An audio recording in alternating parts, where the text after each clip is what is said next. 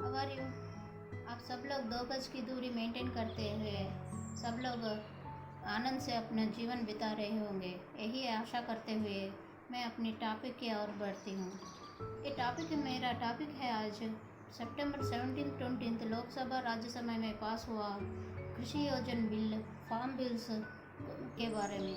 क्या राज्यसभा में हुआ ये हंगामा सच में सच्ची बात है?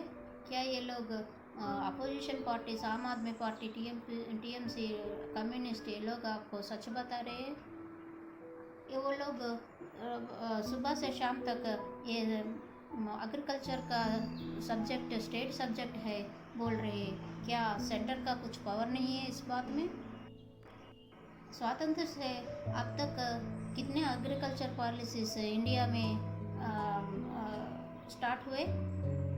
कांग्रेस खुद को अपना फार्मर्स का बंधु बोलने वाले कांग्रेस कितने एग्रीकल्चर पॉलिसीज लेके आए? जो देवेगौड़ा जी ने इस राज्यसभा में ये फार्मर्स बिल को अपोज किया, उनकी प्राइम मिनिस्टरशिप में उन्होंने कितना उनका एग्रीकल्चर पॉलिसी का हाल क्या हुआ? जो कम्युनिस्ट खुद को रैत बंधु बोलते हैं, शरद पवार, सब लोग कोई भी आए तो फार्मर्स का मैं ही बड़ा भाई हूँ बोलने वाला ये कम्युनिस्ट लोग लैंड रिफॉर्म्स तक क्यों रुक गए? क्यों रैतु का, फार्मर का जीवन बढ़ने का, एम्पावरमेंट और उनका अच्छा जीवन विधान के लिए ये लोग कैसे स्ट्रगल्स किए, ये सब आपको जानना चाहते थे। देर किस बात की, चलिए वेलकम टू जस्ट भारत। इस टॉपिक में चलते हुए ये फार्म बिल्स के बारे में कहते हुए पहले हम लोग एक बार थोड़ा हिस्ट्री में जाएंगे। हिस्ट्री कहता है कि भारत देश एक डाइवर्सिफाइड कंट्री है। इसमें ज़्यादातर लोग एग्रीकल्चर में डिपेंड होते हैं। Agriculture is not a job here, agriculture speaks about Athos of life. क्योंकि एग्रीकल्चर मीन्स इसमें कल्चर है, वो कल्चर ही हमको backbone of Indian economy agriculture को बोलते हैं। मगर जब से सब लोग जीडीपी फैक्टर्स में अपना देश का ग्रोथ रेट, डेवलपमेंट देख रहे हैं, तब से एग्रीकल्चर का दुस्थिति और बढ़ गई है। ये जीडीपी फैक्टर्स में आने वाला की बात नहीं है, क्योंकि एग्रीकल्चर इज़ अनऑर्गेनाइज्ड सेक्टर में आती है। अनऑर्गेनाइज्ड सेक्टर बोले तो इसमें एग्रीकल्चर ही नहीं, फिशरीज होती है, फ्रूट्स मार्केट है, सब ऐसा अलाइड सेक्टर्स भी बहुत इसमें मिक्सअप होने से ये एग्रीकल्चर जो थोड़ा कॉम्प्लेक्स की तरह रहती है, इसलिए इसको अनऑर्गेनाइज्ड सेक्टर बोले। और इसका जॉब जनरेशन भी फ्रीक्वेंटली जॉब फॉल होती है, फ्रीक्वेंटली जॉब आती है, फ्रीक्वेंटली जॉब्स चले जाते हैं। ये वीकली सीजन बेसिस जॉब्स रहते हैं ये फार्मिंग, इसलिए इसको अनऑर्गेनाइज्ड सेक्टर बोलते हैं। मगर जहाँ तक भारत की संबंधित है, ये एग्रीकल्चर जीडीपी फैक्टर्स में आने वाली बात नहीं है, क्योंकि ये विश्व में एक देश है जो पुराने काल से अब तक अनइंटरप्टेड ये फार्मिंग करने वाले हमारे किसान ही है, भाई है, और कोई नहीं है। सब देश ने जब प्राइमरी सेक्टर बोल के इसको छोड़ दिया, जब हम ब्रिटिशर से लड़ रहे थे, तब भी पहला जो कदम बढ़ाया ब्रिटिशर्स को नकारते हुए वो भी फार्मर्स है। जो गांधी जी ने किया वो भी पहला रिवोल्ट भी फार्मर्स से थ्रू आया है। ये सब जानते हुए भी हम इसको नेग्लेक्ट करने का 70 ईयर्स से यही रैतु का एम्पावरमेंट, उनका हैप्पी लाइफ के बारे में कोई भी नहीं सोचा। क्योंकि जब ब्रिटिशर्स ने इंडिया में आया, वो लोग स्टन हो गए कि ये यहाँ के फार्मर्स कितने नॉलेजेबल फार्मर्स है। इन लोगों वूल को कॉटन प्लांट्स में उगाते हैं, क्योंकि ब्रिटिशर को कॉटन की एक कॉटन प्लांट होती है बोल के उनको नहीं मालूम। उतने अज्ञान लोग हमको 200 साल रूल करे और रूल करते करते हमारे व्यवसायिक क्षेत्र कृषि क्षेत्र को सर्वनाश करके चले गए। फिर उसके बाद भी हम लोग इतना हमको बैकबोन की तरह हमको सर्वकाल में हमको सुरक्षा करने वाले इन फार्मर को जीवन के बारे में कोई नहीं सोचा। एक नरेंद्र मोदी जी ने ऐसा सोचा कि उनका जीवन भी बदलना चाहिए, उनको भी एम्पावरमेंट होना चाहिए। वो जितना वो फसल उगाते हैं उसका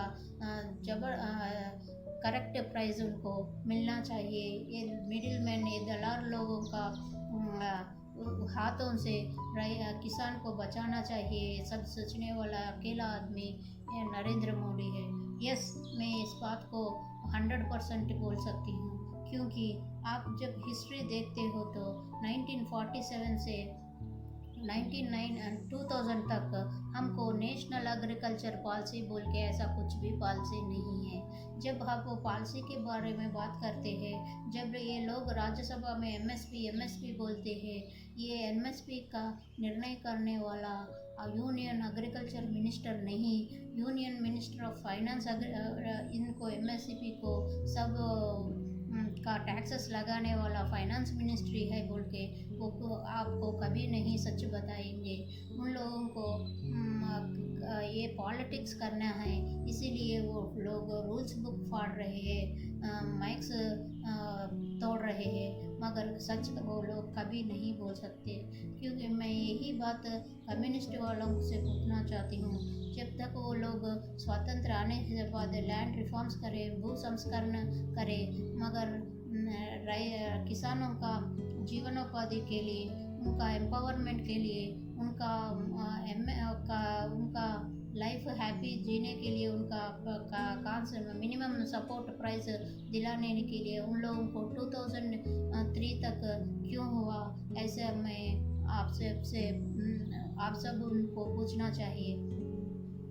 जब हम ये लोग सेंटर को दबा के आप मोदी जी को बोल रहे हैं आप फेडरल स्ट्रक्चर में इन्वॉल्व हो रहे हैं, ये फेडरल स्ट्रक्चर का अवमान करना है बोल रहे वाले ये बात कभी नहीं बोलेंगे कि of course agriculture is a state subject, मगर सेंटर के पास भी पावर है, सेंटर ही इसका स्टेट सब्जेक्ट हो क्रिएट करती है तो स्टेट को जस्ट इम्प्लीमेंट करने वाला ही स्टेट है, उसी को स्टेट सब्जेक्ट बोलते हैं। सेंटर के पास भी पावर्स है, इसलिए कांग्रेस ने 70 इयर्स तक 5 इयर्स प्लान्स की तरह इस एग्रीकल्चर पॉलिसी नहीं लाते हुए जस्ट 5 इयर्स प्लान्स में अपना एजेंडा चलाते हुए रखा गया, मगर कभी किसान के बारे में, रैत के बारे में कुछ उससे बढ़ के कभी नहीं सोचा। क्योंकि एग्रीकल्चर पॉलिसी बोले तो आपको 2 बात जानना ज़रूरी है। एग्रीकल्चर पॉलिसी मेक करने वाला सेंट्रल गवर्नमेंट होती है, इम्प्लीमेंट करने वाला स्टेट गवर्नमेंट होती है। For example central government irrigation projects, किसानों के लिए irrigation projects, fertiliser policy, power, ये सब देने वाला सेंटर है तो उसको इम्प्लीमेंट करने वाला स्टेट होता है। इसको इनपुट पॉलिसी बोलते हैं। आउटपुट पॉलिसी बोले तो कॉटन बोर्ड, ऐसा शुगर केन इंडस्ट्री का, और फार्मर्स और प्राइवेट फार्मर्स के बीच जो कॉन्ट्रैक्ट होते हैं उसको देखने, उसका प्रोडक्शन देखने को जो भी पॉलिसी बोलते हैं उसे आउटपुट पॉलिसी बोलते हैं। तो बिकॉज एग्रीकल्चर में क्या क्या होते हैं, प्रोडक्शन होती है और प्रोसेसिंग होती है और बाद में उसका सेल होती है। इसलिए दो तरह की पॉलिसीज़ होती है, input policy and output policy. जी आउटपुट पॉलिसी, इनपुट पॉलिसी में वो लोग subsidies to irrigation projects, subsidies to power projects, subsidy to fertilisers ऐसा देने का बोले तो उसे इनपुट पॉलिसी बोलते हैं। क्रेडिट पॉलिसी, जैसे केसीआर ने 4,000 रुपीज़ पर एकड़ दिया ना, वो मैं भी उसको రైతు बंधु स्कीम को सपोर्ट करती हूँ। वो पॉलिसी को क्रेडिट पॉलिसी बोलते हैं। जो भी क्रेडिट्स गवर्नमेंट या सेंटर देती है उसे क्रेडिट पॉलिसी को बोलती है। जब तक एग्रीकल्चर इनपुट पॉलिसी से भी रिफ्लेक्ट होती है, आउटपुट पॉलिसी से भी रिफ्लेक्ट होती है, इसलिए दो दो तरह की पॉलिसी की ज़रूरत है। अब तक जो मिनिमम सपोर्ट प्राइस है वो आउटपुट पॉलिसी में आती है।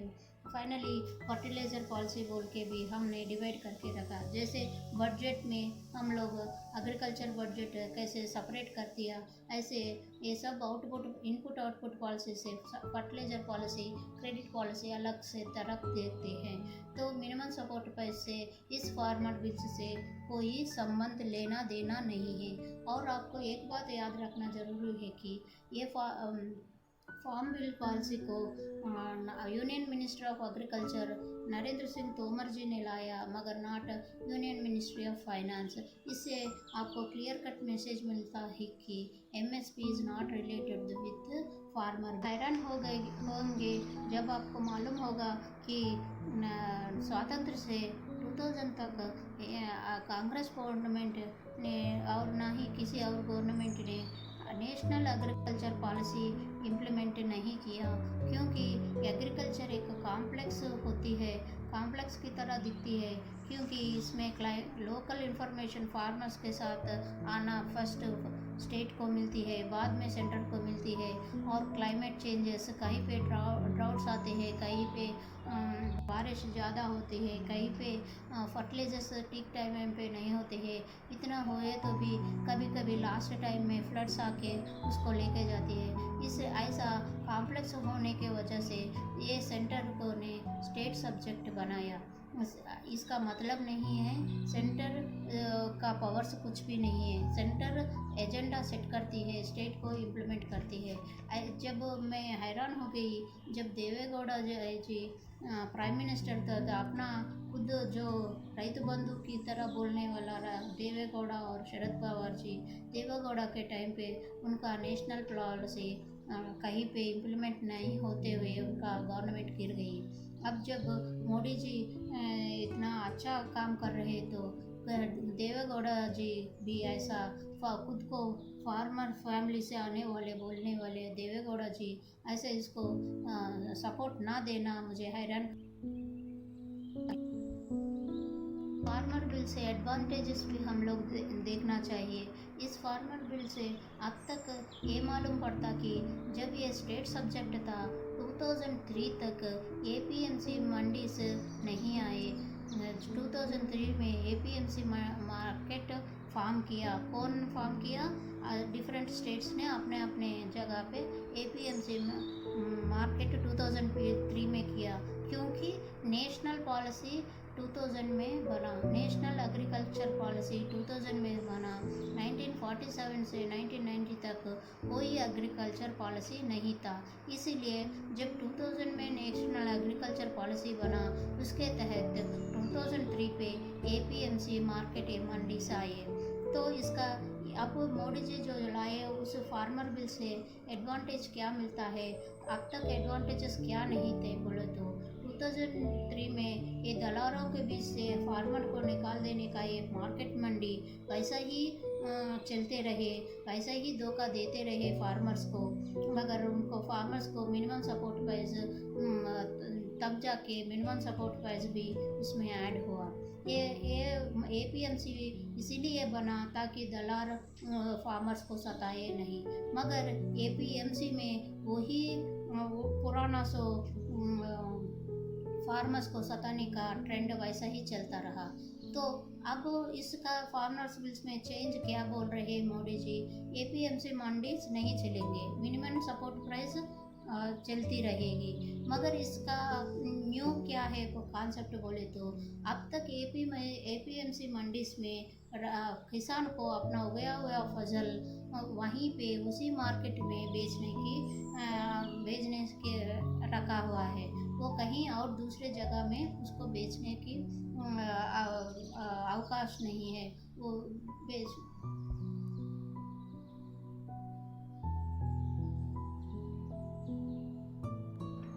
ये 2003 आया सो एपी मंडी मार्केट दलाल से उनको फार्मर्स को बचाने के लिए बनाया सो ये मार्केट ये कहती है कि फार्मर्स को फ्रीडम है, मगर वो फ्रीडम भी कहाँ तक है क्योंकि दलालों से बचते हुए वो मार्केट के मिनिमम सपोर्ट प्राइस के वहाँ बेचने की फ्रीडम देती है। मगर ये मोदी जी लाया सो ये फार्मर बिल में क्या एडवांटेजेस है बोले तो अब ये इंट्रा स्टेट में भी ये किसान अपना फसल बेच सकते हैं, ये इसका फ्रीडम है। और जब ये प्राइवेटेशन सब ये राज्यसभा में सब लोग मोदी जी को इतना जल्दी क्यों आप प्राइवेट कंपनीज को ऑफर दे रहे हैं, क्यों इससे प्राइवेट कंपनीज को प्रॉफिट होगा, प्राइस फार्मर्स किसान को प्रॉफिट नहीं होगा बोल के ये लोग जो लड़ रहे हैं वो गलत बात है। जब प्राइवेट कंपनीज फार्मर तक आए तो फार्मर को किसी अपना अब तक तो फार्मर प्रोडक्शन करने का एक बात था, उसको बेचने का एक बात से वो सता रहे थे। अब बेचने का कहाँ पे उसको प्रोडक्ट्स को बेचने का वो झंझट उनको नहीं होगा क्योंकि डायरेक्ट कंपनीज फार्मर को कांटेक्ट करती है।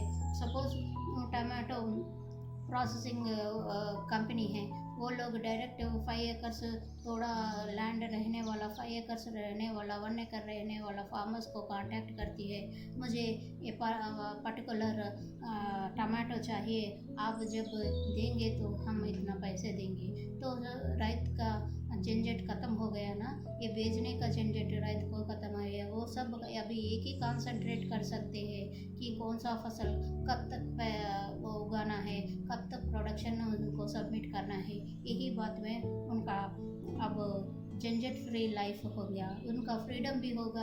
अगर कंपनीज उनके तक नहीं आया तो भी उनको इंटर स्टेट में अगर गुजरात में टमाटो नहीं है तो यहाँ आंध्रा से टमाटो गुजरात तक, अगर गुजरात में ऑनियंस ज़्यादा पके तो वहाँ से यहाँ सेल करने का उनको फ्रीडम आता है इस न्यू फार्मर बिल से। अब तक का क्या था, 2003 एपीएमसी एक्ट में फार्मर्स जो भी उगाया, जो भी प्रोडक्शन लाया, वो खाली उनके मंडीज में जो भी एमएसपी स्टेट ने बताया उसी मार्केट में धराना। तब दलाल का हाथ आती है और वो लोग सब इधर उधर करके फिर वे फार्मर को लास्ट में उनको बेचने के लिए मजबूर कर देती है। इसका एडवांटेजेस है एक है। और दूसरा एडवांटेज जब प्राइवेट कंपनीज आया तो वो लोग अब तक उस एपीएमसी 2003 एक्ट में स्टेट्स को ज़्यादा से ज़्यादा कोल्ड स्टोरेजेस वेयर हाउस बनाने का था, मगर वो लोग नहीं बनाए। अब तक रिसेंटली भी हम लोग देखा कि टमाटो ने 1 रुपये में टमाटो बेचने से बेहतर उसको वहाँ पे रोड में बेच कर फार्मर चले गए। ऐसा उन लोगों का कभी कोल्ड स्टोरेज नहीं बनाया, कभी वेयर हाउसेस नहीं बनाया। अब इस फार्मर बिल से जब प्राइवेट एक्टिविटी आया तो कंपटीशन बढ़ता, जब कंपटीशन बढ़ा तो इनको अगर सही प्राइस नहीं मिला तो उस कोल्ड स्टोरेज में अपना रख सका, और जब टाइम आया तो उसको बेचने के लिए उनको चांसेस मिलेगी। Warehouse, cold storage, soils ऐसा बोल के इस पैकिंग इंडस्ट्री भी बढ़ेगा, जॉब्स बढ़ेंगे, फर्टिलाइजर्स इंडस्ट्री बढ़ेगी, प्राइवेट पार्टनर्स आने से फूड प्रोसेसिंग बढ़ेगी। ये एडवांटेजेस है, ये बात आप लोगों को कोई नहीं बताएंगे। स्टेट सब्जेक्ट बोलने वाले लोगों को स्ट्रेट आंसर देना चाहती। फार्मर्स की लाइफ में कोई भी थ्रेट है तो वो स्टेट से ही आ रहा है, क्योंकि 1947 से 2000 तक जब कांग्रेस गवर्नमेंट ने कुछ भी नेशनल एग्रीकल्चर पॉलिसी नहीं बनाया, तब कर्नाटका स्टेट गवर्नमेंट 95 में कर्नाटका एग्रीकल्चर पॉलिसी बोल के एक अपना सेपरेट पॉलिसी बनाया। ऐसा पॉलिसीज़ को मैं एक बार पढ़ के सुनाती हूँ।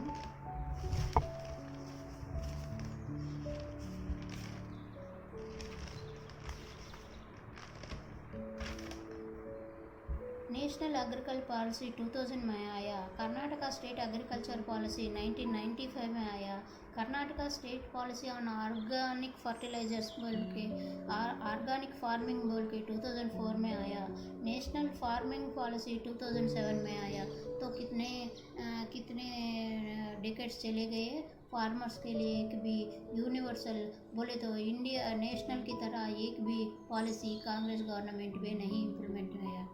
मगर आप पूछ सकते हैं लैंड रिफॉर्म से सब करें तो वो किसका तहत से करें। वो 5 इयर्स प्लान से और कुछ एक्ट्स बनाते हुए लैंड रिफॉर्म्स या ज़मींदारी जागीरदारी सिस्टम को अबॉलिश करा। मगर उसके बाद मिनिमम सपोर्ट प्राइस नहीं तो कुछ नेशनल पॉलिसी क्या उनका प्रॉब्लम है उसको कैसे सॉल्व करेंगे, ऐसा कुछ भी नेशनल के तहत से कुछ भी पॉलिसीज़ नहीं आया। Karnataka is the first state to make national agriculture policy in 1995। वही मगर नेशनल पॉलिसी ऑफ इंडिया 2000 में आया और 2007 में फार्मिंग पॉलिसी आया। तो तब जाके फार्मर्स के बारे में सोचा 2007 में। अब 2020 में अब तक ये फार्म बिल्स एग्रीकल्चर पॉलिसी को मैं एग्रीकल्चर पॉलिसी नहीं बोल रही हूँ, मगर जब नेशन करती है तो स्टेट को ज़रूरी से ज़रूरी इम्प्लीमेंट करने को फोर्स कर सकते हैं हम। इसीलिए ये फार्म बिल्स हमको फार्मर्स के लिए ज़्यादा ज़रूरी है। इस बारे में जब मैं स्टेट का सब्जेक्ट बोले तो ये फार्मर्स का और एम्पावरमेंट उनका हैप्पी लाइफ के लिए उनका मिनिमम सपोर्ट प्राइस के लिए ये स्टेट्स ही क्या बोलते हैं कल्प्रिट्स है। ये स्टेट ही ब्लॉक रोड की तरह उनके डेडलॉक की तरह उन लोगों के बीच में अटक रही है। क्योंकि एक एग्जांपल देती हूँ, पीएम आशा योजना, पीएम अन्नदाता आय संरक्षण अभियान बोल के एक योजना है ये, मगर इसका इम्प्लीमेंटेशन हम किसी स्टेट्स में हम लोग अब तक नहीं देख रहे। क्यों? क्योंकि इम्प्लीमेंटेशन सेंटर मोदी जी ने एक बुक स्कीम बनाया, मगर इम्प्लीमेंटेशन जब तक आती है तो ये स्टेट का सब्जेक्ट बोल के इन लोगों न कर देते हैं। तो कौन बना रोड ब्लॉक? स्टेट गवर्नमेंट्स बन रही है फार्मर्स के बीच में। ऐसे ही इन लोगों का मेरे स्टेट सब्जेक्ट है बोल के अपना स्टेट गवर्नमेंट में जो भी लोकल फार्मर्स का प्रॉब्लम्स लेके अपने डिफरेंट योजना बना रहे हैं। इससे ओवरऑल इंडिया में सब किसानों को एक ही तरह उन लोगों को प्राइजेस नहीं मिलता, एक ही तरह उनको फैसिलिटीज़ नहीं मिलती, एक ही तरह उन लोग प्रॉफिट नहीं ले सकते हैं। एग्जाम्पल, ये स्टेट सब्जेक्ट बटाने का मतलब ये नहीं है कि सेंटर का उसका पावर नहीं है। ये स्टेट सब्जेक्ट इसीलिए बनाया क्योंकि लोकल नॉलेज स्टेट को ज़्यादा ज़रूरी होती है। बिकॉज आंध्रा में राइस ज़्यादा होती है, तेलंगाना में जावर ये सब लोग ज़्यादा उगती है।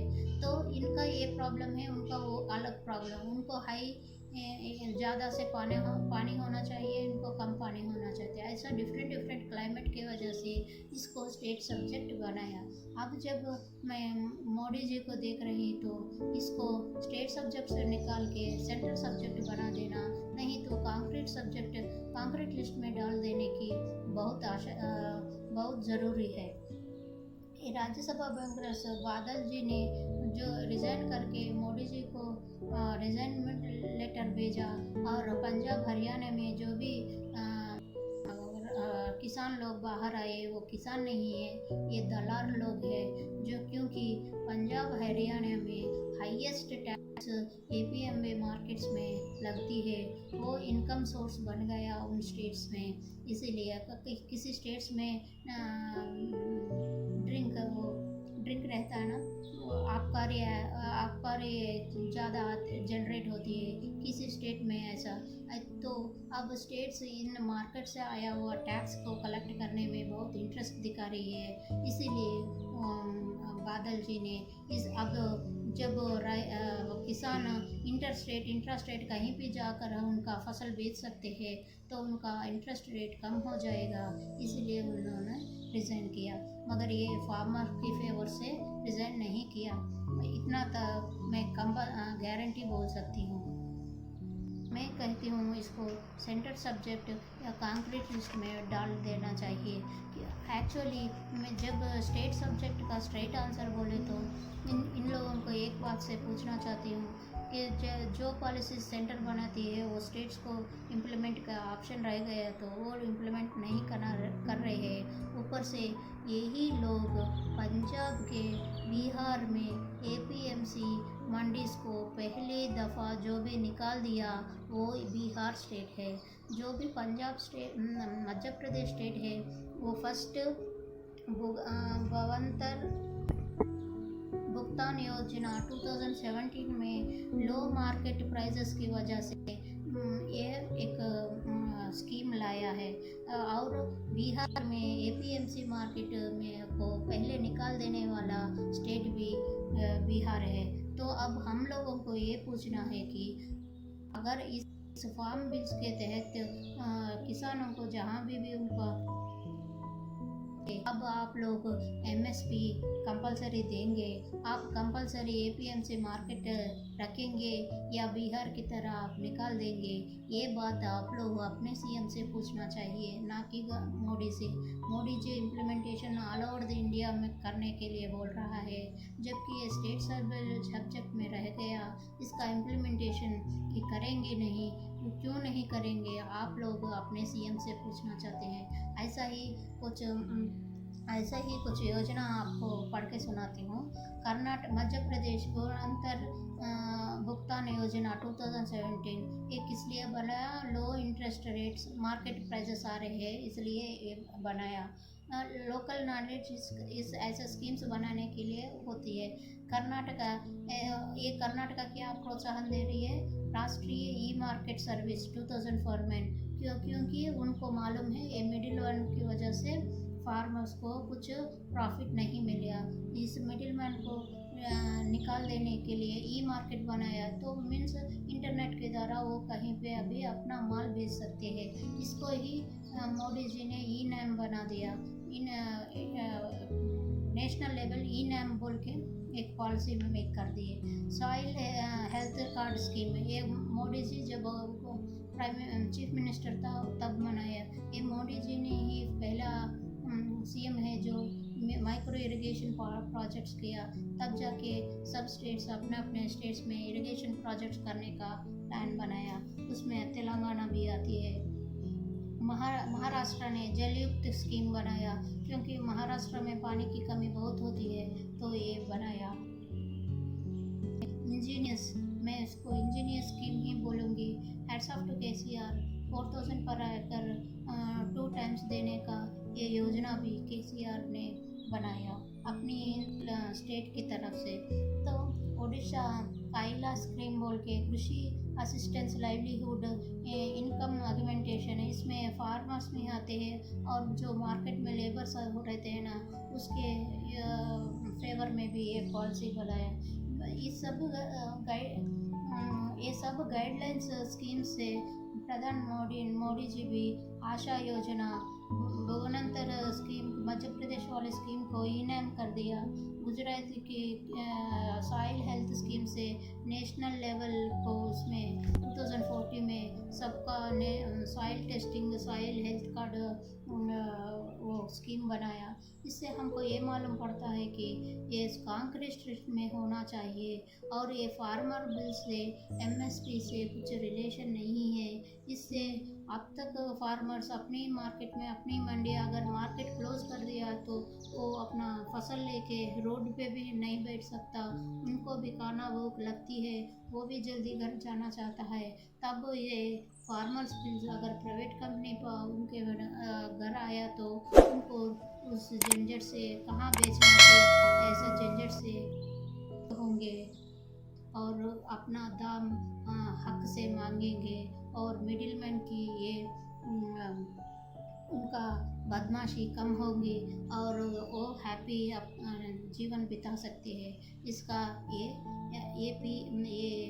फार्मर बिल्स का पूरा एनालिसिस। होप आपको इस वीडियो से कुछ नॉलेज मिला होगा। आपको ये वीडियो पसंद आए तो प्लीज़ ज़रूर लाइक कीजिए, कमेंट कीजिए, शेयर कीजिए। तब तक मैं लेती हूँ अलविदा। जय हिंद, जय भारत।